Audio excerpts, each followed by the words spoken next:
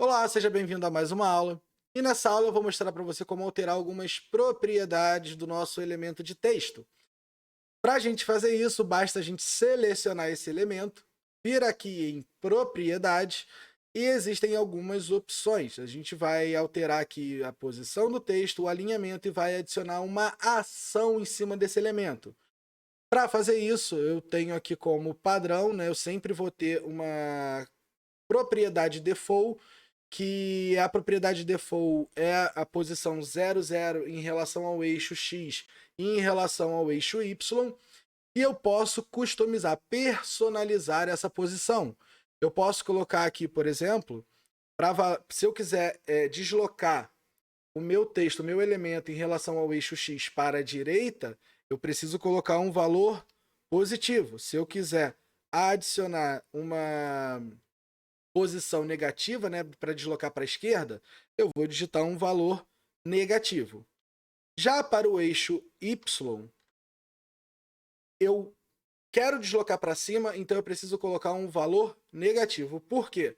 Porque aqui nesse visual, a referência de eixo é da esquerda para a direita, positivo, e de cima para baixo, positivo. Então, se eu quiser deslocar para cima, eu preciso colocar um valor negativo. Vou deslocar aqui, vou colocar aqui menos 20 e ele deslocou para cima. Se eu colocar 30, ele vai deslocar para baixo. Mas como eu estou satisfeito com a posição padrão, que é a posição default, eu vou deixar aqui mesmo.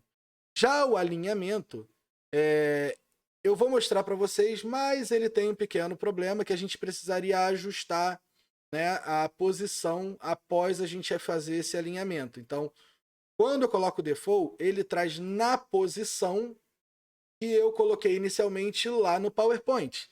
Agora, se eu quiser customizar, eu tenho três opções. Eu posso colocar aqui, né, a posição relativa, ó, em relação ao eixo inicial X, a posição do eixo inicial X, e posso colocar também alinhado ao meio. E aí ele vai deslocar para a esquerda, mostrando esse meio aqui do meu elemento visual. E aqui o final, onde ele vai mostrar o final. Só que se eu quiser utilizar isso daqui, eu vou precisar alterar a posição em relação ao eixo X aqui na propriedade position, ok? Na propriedade posição do texto.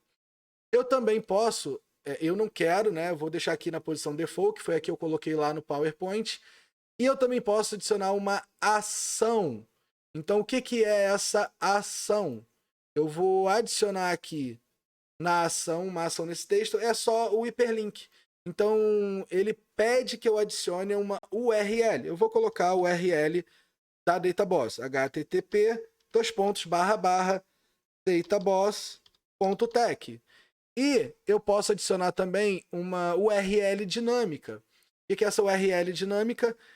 Se eu tenho uma coluna do meu projeto, né, de uma tabela que contém várias URLs, por exemplo, de filiais diferentes, de sites diferentes, e um site específico está filtrado lá num filtro, e eu adicionar essa medida aqui, por exemplo, utilizando o selected value dessa coluna de links, eu poderia atribuir essa coluna aqui. E aí, para isso, eu teria que trazer essa medida, né, de selected value da coluna dos links para onde?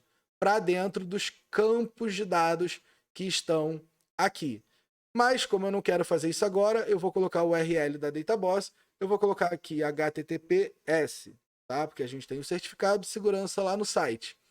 Então, basta você agora clicar em Preview, e quando você clicar aqui, o que vai acontecer? Nada. Se você clicar aqui, nada. Porém, se você clicar em cima desse elemento, ele vai abrir uma nova página onde ele vai carregar o site que você colocou lá dentro como hiperlink. Certo? Então, na próxima aula, a gente vai explorar as propriedades do elemento de forma, que é o ícone que a gente trouxe para dentro do Power BI. Até a próxima aula.